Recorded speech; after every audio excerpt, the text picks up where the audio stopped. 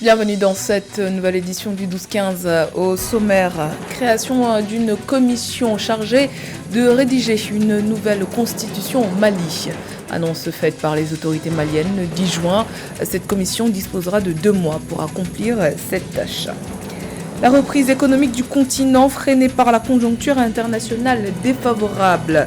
Sur le continent, la région ouest africaine fait néanmoins preuve de résilience. La croissance devrait s'établir à 4,2% en 2022 et atteindre 4,6% en 2023 selon les prévisions de la BAD. Et puis le Sénégal accueillera le premier événement olympique à se tenir sur le continent africain, les Jeux olympiques de la jeunesse d'été, une 4e édition qui aura lieu en 2026.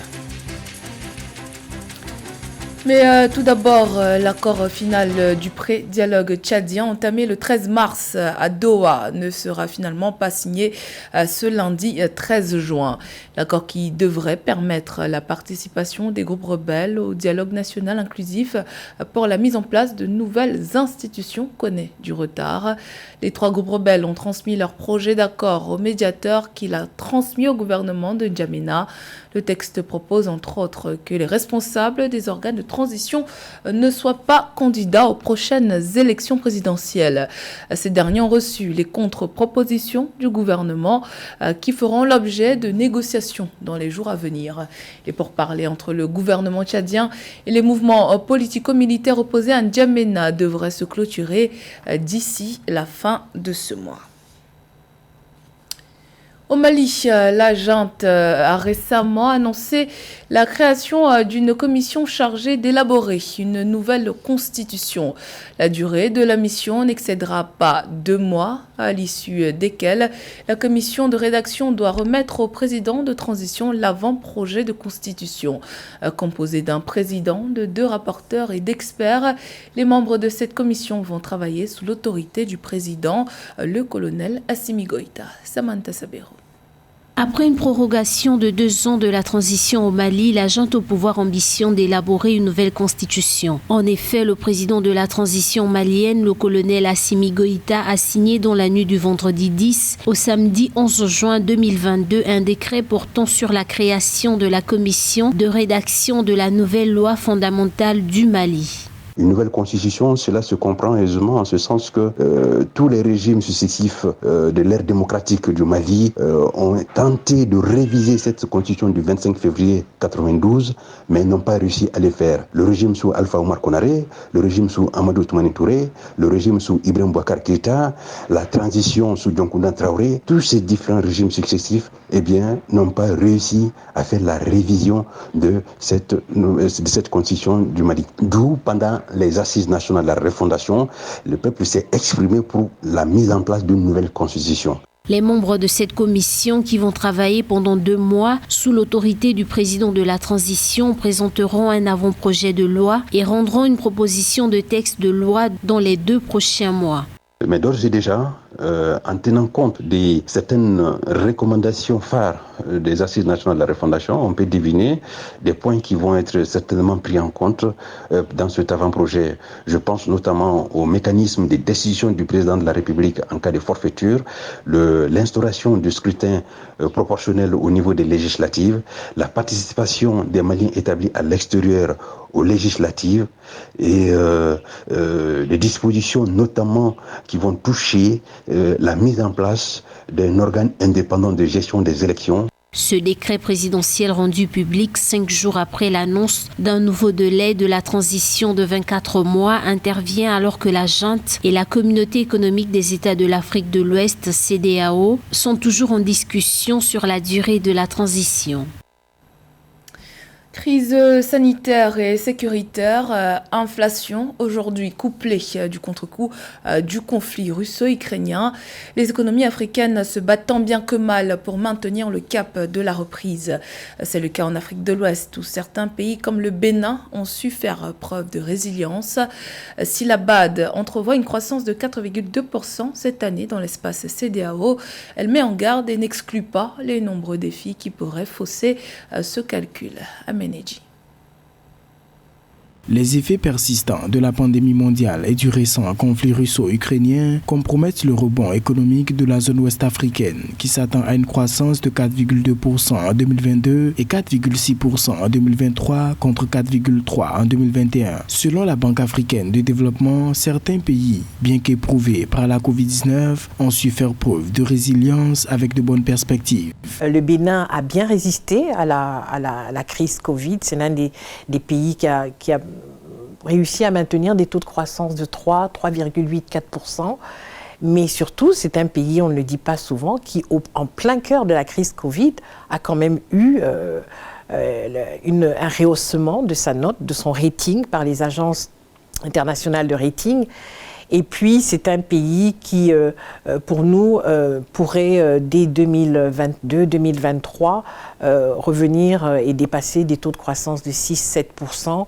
Et il nous semble qu'il se maintiendrait à ce niveau-là, au même niveau que la Côte d'Ivoire. Et je pense qu'il n'y a probablement que le Niger, peut-être et le Sénégal, qui passeraient largement devant le Bénin.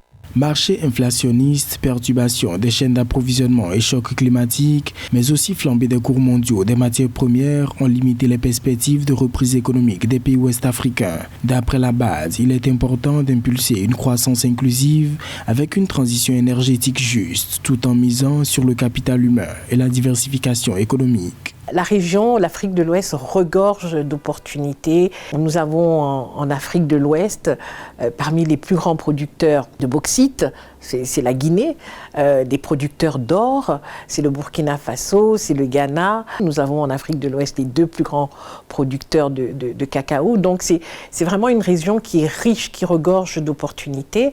Le plus important pour nous, c'est vraiment d'être sûr que nous puissions convertir cette jeunesse, ce dynamisme de la jeunesse en force.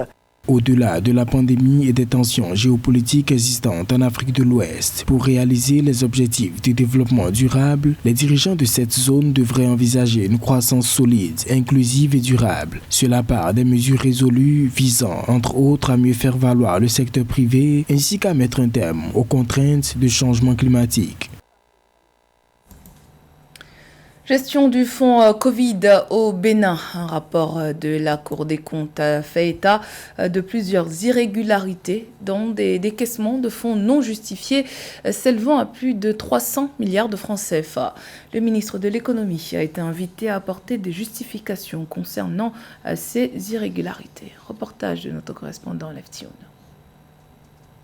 Depuis la publication en mai au Bénin de l'audit des dépenses effectuées dans la gestion de la COVID-19, des acteurs de la société civile attendent l'issue à donner par les pouvoirs publics. Disponible sur le site internet du ministère des Finances du Bénin, le rapport définitif de la Cour des comptes relatif à l'audit des dépenses effectuées dans la gestion de la COVID-19 évoque des décaissements non justifiés lors de la crise COVID-19 du 20 mars au 31 décembre 2021. Ces décaissements portent sur un montant total de 385 684 156 454 francs CFA. Je rappelle qu'il s'agit bien du rapport définitif. Contrairement à ce que mon cher ami, le porte-parole du gouvernement a dit, et il a fait allusion à la page 48 de ce rapport qui selon lui est intermédiaire. Voici le rapport, la page 48 du rapport définitif, qui dit totalement autre chose que lui, il a lu. La Cour des comptes est dans son rôle. Et nous devons tous féliciter les membres de la Cour des comptes pour avoir fait le travail de cette façon-là. La Cour des comptes a mis en exergue l'existence des cas de contestation par des présumés bénéficiaires de la prise en charge au titre des mesures sociales et de soutien au secteur productif. C'est le cas de l'appui financier de l'État aux étudiants béninois en Chine. Selon le rapport, la gestion des intrants Covid-19 a été confiée dans les directions départementales à des services non qualifiés en violation de l'esprit des tests régissant l'organisation administrative. Il faudra forcément que ça aille de suite, que le gouvernement, après avoir, disons, fait les allées-venues avec la Cour pour clarifier ce qui est à clarifier, qu'un rapport sorte pour situer l'opinion. À noter que le Bénin s'est engagé dans un processus de transparence budgétaire. Dans le cadre de la riposte à la pandémie, le rapport de la Cour des comptes indique que le Bénin a déployé des stratégies de mobilisation des ressources extérieures pour un total de 460 998 605 932 francs CFA. Le budget destiné à la construction, l'équipement, l'exploitation et la maintenance de 14 postes de péage routier automatiques sur certains axes routiers du Cameroun a été revu à la hausse. L'enveloppe est passée de 31,2 milliards de francs CFA à 36 milliards de francs CFA, une augmentation de 5,8 milliards que le ministère des Travaux publics camerounais justifie en invoquant la conjoncture économique et financière internationale du moment. Initié en mai 2020, l'accord direct de décaissement du montant et la convention de collecte entérinant ce montant ont été signés le 10 juin 2022 entre l'entreprise Tolcam et le ministère des Travaux publics, marquant ainsi la matérialisation de ce grand projet. D'après la convention, ce projet devrait générer 300 emplois et 7 milliards de recettes dès la première année d'exploitation, 53,59 milliards de francs CFA de recettes prévisionnelles jusqu'en 2039 sur la base d'un tarif unique de 500 francs CFA. Dans l'actualité sportive, le Sénégal accueillera les 4e Jeux olympiques de la jeunesse d'été en 2026. Prévu en 2022, cet événement a été reporté à cause de la pandémie de Covid-19. Le Sénégal sera le premier pays du continent africain à avoir l'honneur d'accueillir un événement sportif olympique. José Douglas. Les 4e Jeux olympiques de la jeunesse d'été se dérouleront à Dakar, au Sénégal, en 2026. Prévu en 2022, cet événement a été reporté à cause de la pandémie de Covid. En effet, tout le monde attend beaucoup de ces Jeux olympiques de la jeunesse Dakar 2026. Il est question d'une grande transformation sportive, sociale, culturelle, éducative et économique qui devait s'opérer pour créer de nouveaux espoirs, de nouvelles opportunités et de la confiance aux jeunes. D'abord le tennis, avec un grand complexe sportif en vue. Une académie nouvelle qui s'appelle Académie de Diamniadio. Diamniadio, c'est la ville naissante aujourd'hui au niveau du Sénégal qui est en train de prendre forme et on voudrait justement y ériger un centre de tennis pour pouvoir jouer les Jeux olympiques de la jeunesse, excusez-moi la répétition, sur le même site. Dakar 2026 devrait être une locomotive pour amener les Jeux olympiques de la jeunesse dans toutes les parties du monde et placer les Jeux au cœur de l'Afrique. Il s'agira de 3 villes qui ont déjà été retenues. Il y a Dakar qui est retenu, il y a également Diamniadio et Saly. Pour ceux qui connaissent un peu le Sénégal, ces 3 villes sont connues.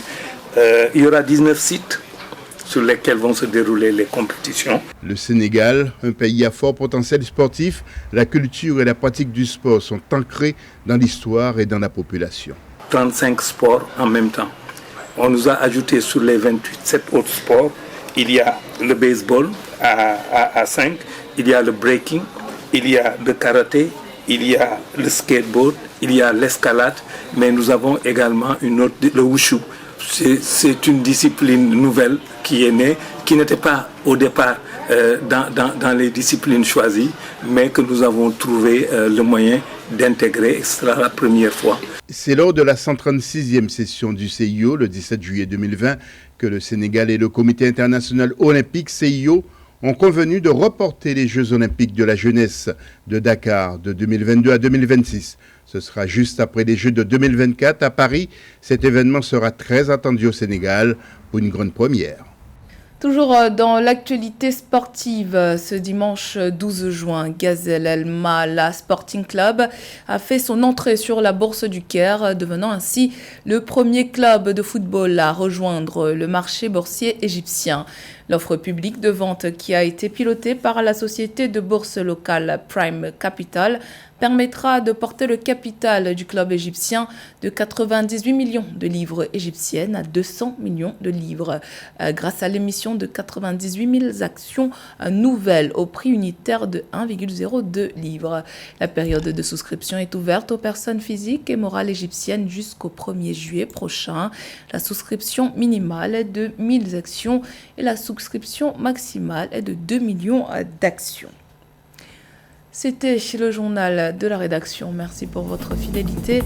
Dans un instant, une nouvelle édition de l'actualité sur Africa 24.